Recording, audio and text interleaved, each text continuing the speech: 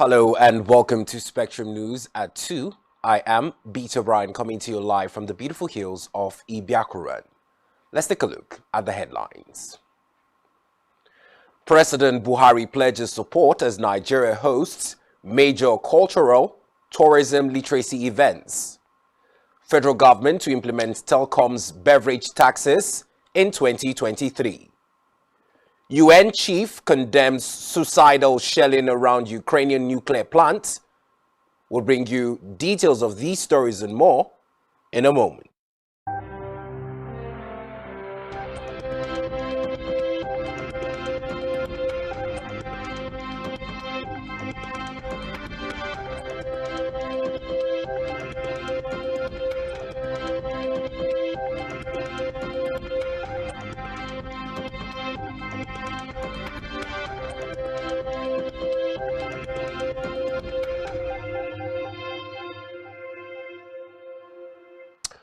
We'll begin the news on our bulletin this afternoon with a report that President Muhammadu Buhari has pledged full support for three major international events scheduled to hold in Nigeria in October and November. According to him, these events are opportunities to showcase the nation's rich heritage and culture, arts, tourism, entertainment, as well as advancements in media freedom.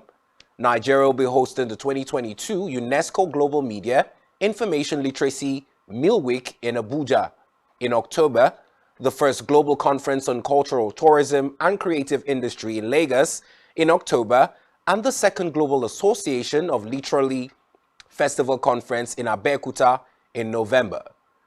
President Buhari's spokesman Femi Adesina, who stated this in Abuja, said the president welcomed decisions by organizers of the three separate historic events for Nigeria to host the fiestas. The president assured all stakeholders and participants of the warmth and hospitality of the people of Nigeria. Reports say on Meal Week, Buhari noted that it is an instructive that Nigeria is interacting positively with international attention as the country promotes media freedom and freedom of expression. According to him, the country recognizes the important roles information, literacy, and media education plays in sustainable development, adding that the organizers are UNESCO, the UN, World Tourism Organization, and the Global Association of Literary Festivals. In another development, the federal government has projected that debt servicing will cost 10.43 trillion naira by 2025, according to the 2023 to 2035 medium-term expenditure framework and fiscal strategy paper. This is 182.66% increase from the 3.69 trillion naira budgeted for debt servicing in 2022. Recall that the International Monetary Fund had earlier warned that debt servicing might gulp 100% from the federal government's revenue by 2026 if the government failed to implement adequate measures to improve revenue generation. Speaking at the launch of the World Bank's Nigeria Development Update in Abuja, the finance minister admitted that Nigeria was struggling to service its debt and stressed the need for debt sustainability, noting that even though revenue is increasing, the expenditure has been increasing at a much higher rate, making it a very difficult situation.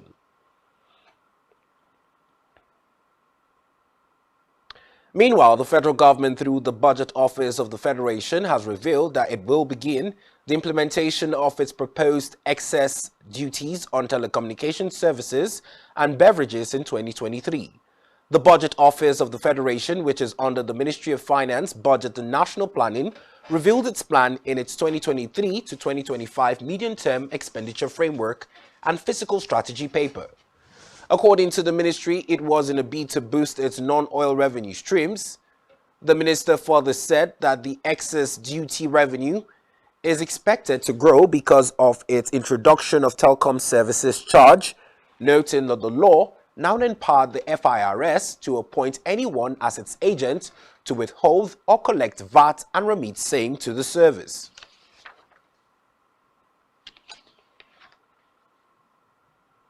And now to news from the legislature, where the opposition lawmakers in the National Assembly have said there is no going back on their resolve to impeach President Muhammadu Buhari if he fails to address the insecurity in the country within 6 weeks.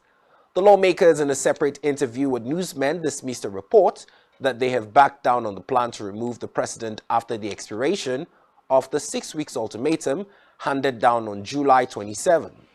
Recall that the Federal Capital Territory FCT Abuja had come under multiple assaults by terrorists who launched separate attacks on troops and the Kuje Medium Security Custodial Center, as well as the attack on the Presidential Guards Brigade troops at the Buhari and Kubwa Road, Abuja.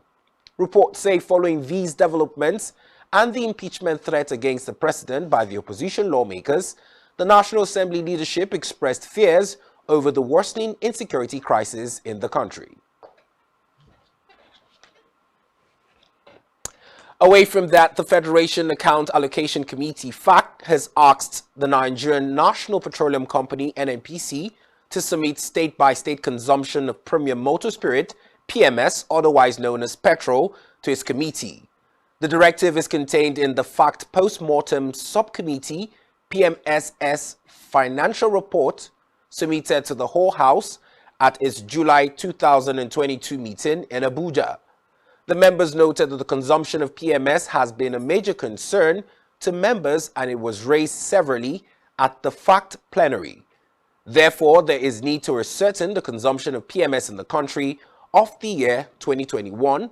Recall that the NNPC has not remitted a kobo into the Federation's account since the beginning of this year, as the company has reported to the committee that it cannot make the expected remittances because it spends all its revenue funding subsidy.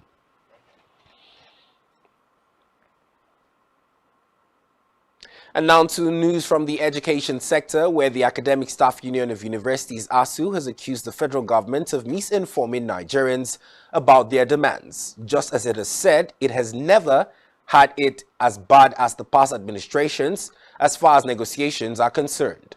The ASU president, Professor Emmanuel Osedeke, disclosed this while reacting to the Minister of State for Labor and Employment, Festo Kiyamo's claim that it was unrealistic for the federal government to hold strike. Osedeke, in an interview with newsmen in Abuja, said the claims by Keyano that ASU was demanding 1.1 trillion naira to end the industrial action is false.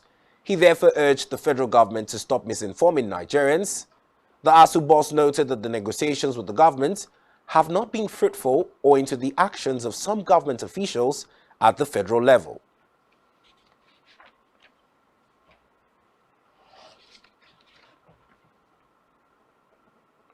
Or still on more news from the educational sector, the Registrar of the Joint Admissions and Matriculation Board, Professor Ishak Oloriede, has appealed to the Academic Staff Union of Universities to sheath its sword and come to a truce with the federal government over the ongoing strike.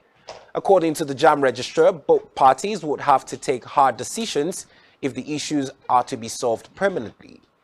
He made the comments during a tour of some centers in Lagos where JAM's mop-up Unified Tertiary Matriculation Examinations, UTME, were held. Meanwhile, the registrar also said the conduct of its 2022 mop-up Unified Tertiary Matriculation Examinations cost over 100 million naira. Oloyede explained that the rewriting of the exam became a necessity for candidates who could not participate in the examination during the main exercise in May for various reasons and largely due to examination malpractice. He added that over 42,000 candidates were participating in the examination in 5 states.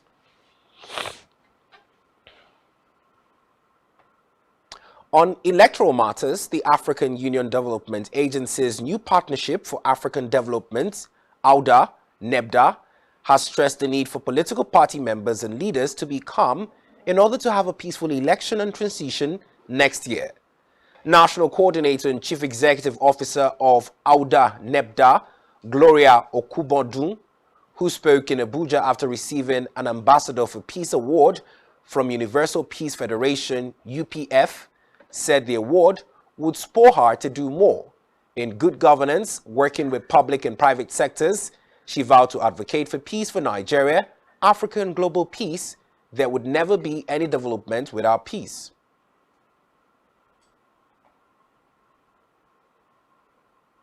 In Lagos State, Governor Babajide Sanwo-Olu has said that the Red Rail line will be completed in December and operational in the first quarter of 2023. He spoke when he inspected work on the project, which covered Oyingbo, Agege, Ikeja, Mushin and Yaba axes. Accompanied by Deputy Governor Obafemi Hamzat and other members of the State Executive Council SEC, the governor reaffirmed the contractor had issued the government the physical infrastructure of the project would be completed by the end of December to allow for testing before full operation.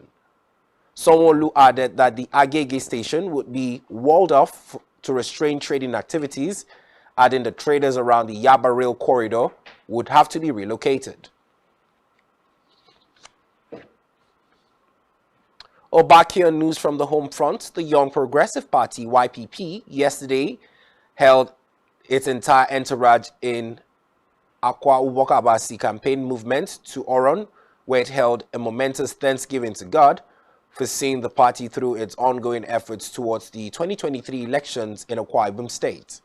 At the Thanksgiving service held at the Methodist Church Nigeria Cathedral of the Cross, Diocese of Oron, YPP's principal and governorship candidate, Obong Basi Albert Oba, reiterated promises to light up Oron Nation as a true economic hub while bringing all-round development to Akwa Ibom people and decisively tackling the plight of civil servants in the state as well as pensioners.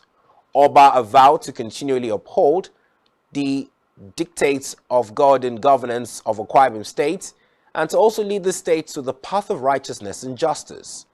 Also speaking during the event, retired AIG Asuko Amba Awana, who is YPP's chosen to deputize Senator Basi Albert, expressed profound gratitude that finally the plight and grievances of the Oro Nation would now be adequately addressed.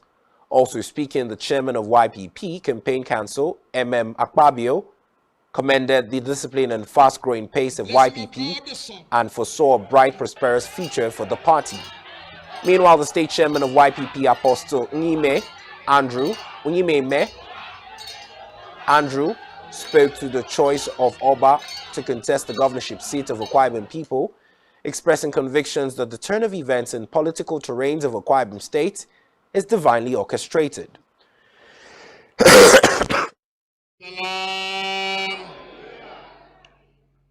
Ukbono, my Lord the Bishop, our clergy here present, Ukbono, the church, the women, the youth, the elders of the church, the presbyter of the church, Ukbono, all my brothers and my sisters in Akwa Ubokabasi campaign movement, Ukbono, my brother, the chairman of our dear party, YPP in Akwa Ibom State, the Joshua of our time, Ukbono, my dearest wife, the incoming First Lady of Akwa Ibom State, by the grace of God, Ukbono, my big brother, by the special grace of God, the chosen by God alone.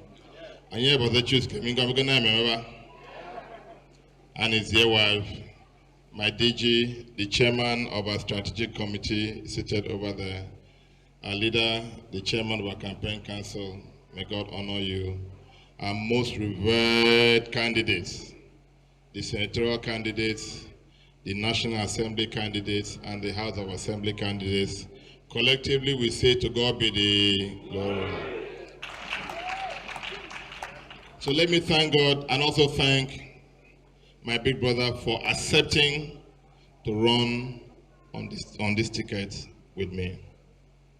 And to also assure you that both of us collectively, with every other candidate from the House of Assembly to National Assembly and to the Senate, and all members of Akwa Ubokabasi, we will work together to recover our dear state, to reconcile our dear state back to God Almighty, and to also reposition this state for greatness, prosperity, and unity. When my principal asked me to come and run with him, I got a minute and go, sir, can I run with you? For 40 years, I've been in the wilderness. I think that was the last time Oron had a deputy governor. can I still recover the years the locusts have eaten? Let me be a running mate. He says, no, you are not going to be a running mate. You are going to stand side by me so that we can recover the years the locusts have eaten. The next thing he said, Amber, on my honor. Like you heard him say, Oro is an economic base of Akwa Ibom.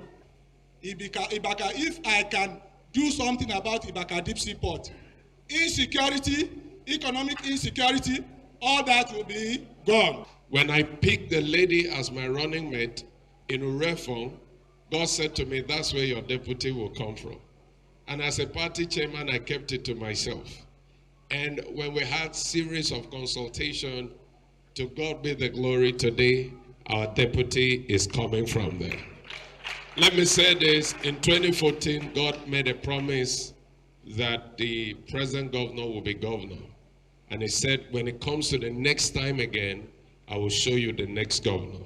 It will be the greatest task, but you will lead that team.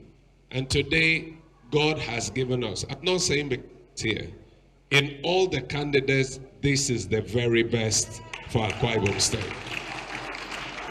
And finally, God said to me, when Senator Bassi Albert becomes governor, it will be 8 years of light in Akwa Ibom State. In Africa, Chad's military government has signed a deal with more than 40 opposition groups to launch national peace talks later this month. Although the main rebel outfit refused to take part, under the agreement, Mohammed Idris Dabi's Transitional Military Council and hundreds of opposition representatives will launch a national peace dialogue in the capital, N'Djamena, on August 20. Reports say the dialogue aims to agree the schedule and rules of a presidential election that Derby has promised by October. Meanwhile, 43 of the 47 groups who remained at the end of the mediation signed the accord to start national peace talks, and the UN Secretary General, Antonio Guterres, and the African Union, AU, has urged the junta and opposition to seize the latest opportunity to stabilize a country considered key to international efforts to stamp out Islamic extremists in the Sahel region.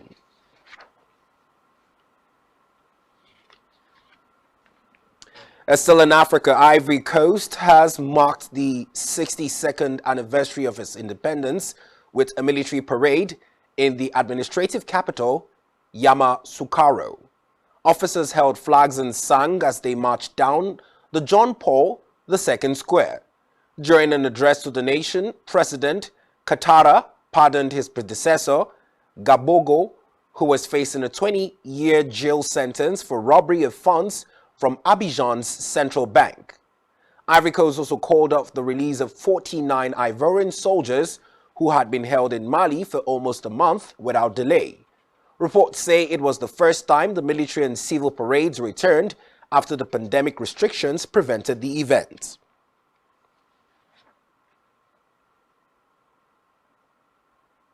On the foreign scene, the United States of America's Senate has passed Democrats' $750 billion healthcare, tax and climate bill in a significant victory for President Joe Biden and his party.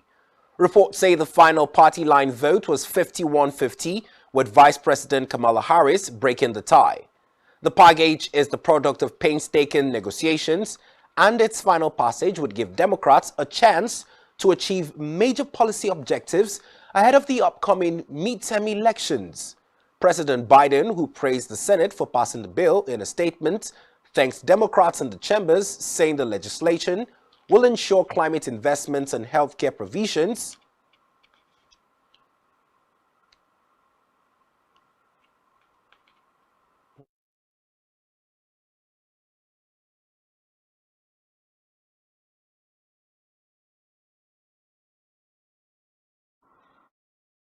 Tens of millions of young Americans who have spent years marching, rallying, demanding that Congress act on climate change, this bill is for you. Today, after more than a year of hard work, the Senate is making history. I am confident the Inflation Reduction Act will endure as one of the defining legislative feats of the 21st century. Our bill reduces inflation, lowers costs, creates millions of good-paying jobs, and is the boldest climate package in U.S. history. This bill will kickstart the era of affordable clean energy in America. It's a game changer, it's a turning point, and it's been a long time in coming. To Americans who've lost faith that Congress can do big things, this bill is for you. To seniors who face the indignity of rationing medications or skipping them altogether, this bill is for you. Vote. The yeas are 50, the nays are 50. The Senate being equally divided, the Vice President votes in the affirmative, and the bill, as amended, is passed.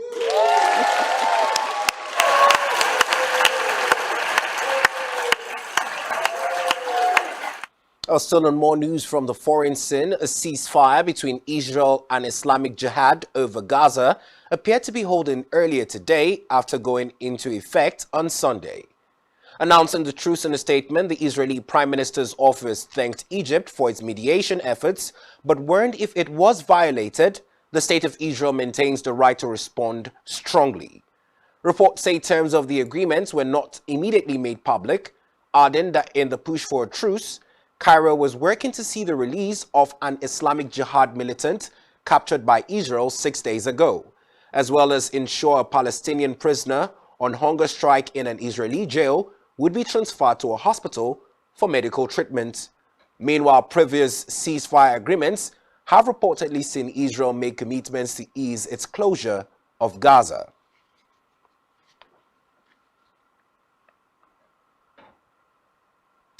Still on the foreign scene, United Nations Secretary General Antonio Guterres has described recent artillery and rocket fire around the Zaporizhzhia nuclear plant in central Ukraine as suicidal, further adding to fears of an accident at the plant, which is the largest of its kind in Europe.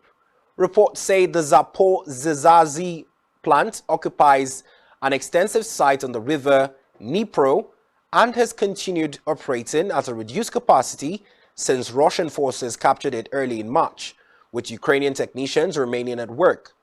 Meanwhile, following the shelling, Ukraine's state energy company, Energoatom, has said one worker was injured around the plant. It was the second time that a plant was hit. Ukraine and Russia have traded blame for both attacks. Still to come on the news in our bulletin this afternoon, Nigeria wins historic Commonwealth Women's 4x100 meter title. Do stay with us.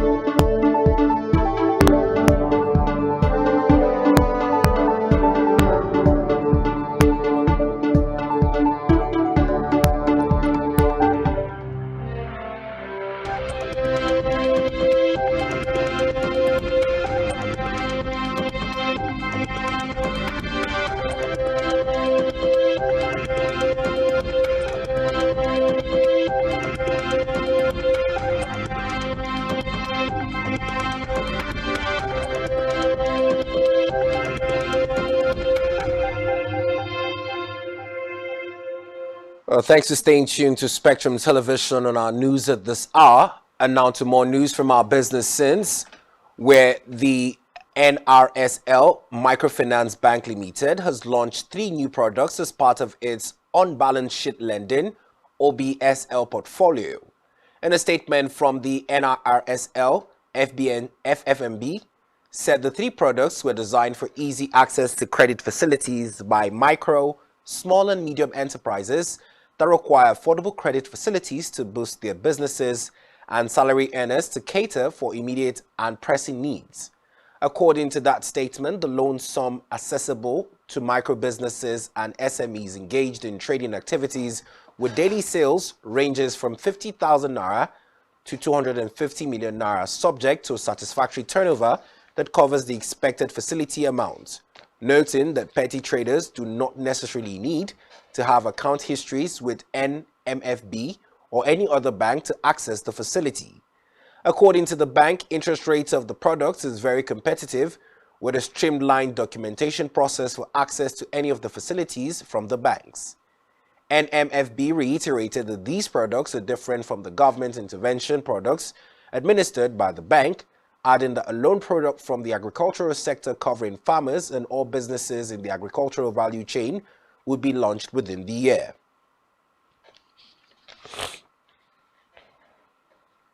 While still in business, the Central Bank of Nigeria, CBN, has said local production of cassava-based sorbitol would strengthen the naira note. It noted that the production of sorbitol would also help to reduce unemployment and over-reliance on importation of the product, which is a natural sweetener extracted from glucose that drives agricultural revolution. Speaking on behalf of the CBN during the inauguration of the first cassava-based sorbitol factory in Africa, Sultry International Company Limited, located at Ado Awaye in Okegun area of Oyo State, the Director of Development and Financial Department, Yusuf Yila, represented by Edwin Nzule, a Deputy Director in the department, said the project was part of the bank's developmental function, adding that the Sultry was one of the beneficiaries of CBN Commodity Development Initiatives, which he recalled was started in 2019 with 12 focal commodities including cassava. The Chief Executive Officer of Sultry, Oluyemisi Irenloye, said the company would create jobs for 10,000 youths in the community, adding that it will also indirectly impact 100,000 people within a 200 kilometers radius to the factory, covering more than 50 communities. In health, experts have called on the federal government and other employers of labor to implement 6 months of maternity leave and make the workplace conducive for mothers to practice exclusive breastfeeding for their babies. Experts who made the call in separate interviews with newsmen decried the low exclusive breastfeeding rate, put at 29% in Nigeria, hence the need to increase support for mothers.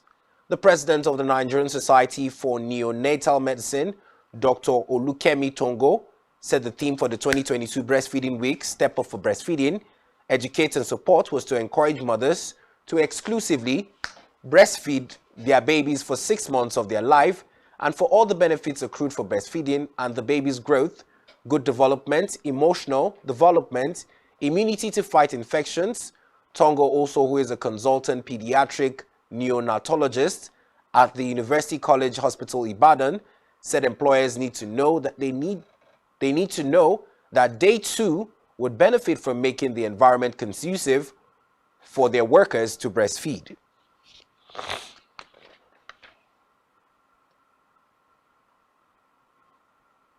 Still in health, the Nigerian Association of Resident Doctors has said the federal government is yet to reach out to it for a possible meeting over the 2-week ultimatum the union declared following the failure of the government to implement the new hazard allowance rate proposed in December 2021.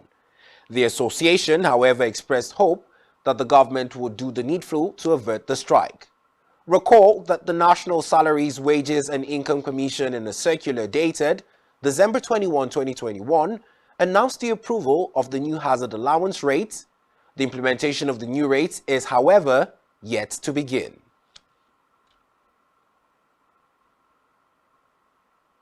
In sports, after setting a new Commonwealth Games record in the final of the women's 100 meters hurdles, Tobi Amusan said she would continue to showcase her talents at the big stage, noting that she has yet to come to terms with her stunning 12.12 second semi-final win at the World Championship before going on to win the world title in Oregon with 12.06 wind-aided time. Yesterday, Amoson added a Commonwealth Games record to her world record as she stormed the race in a time of 12.30, with Divine Charlton of the Bahamas taking silver ahead of England's Cindy Sember with bronze. An excited 25-year-old Amoson said 2022 is a good year with God in control. Tobilola is just showcasing her thing. She described her feat in Birmingham as poorly executed, although she was able to get herself together to do what needs to be done.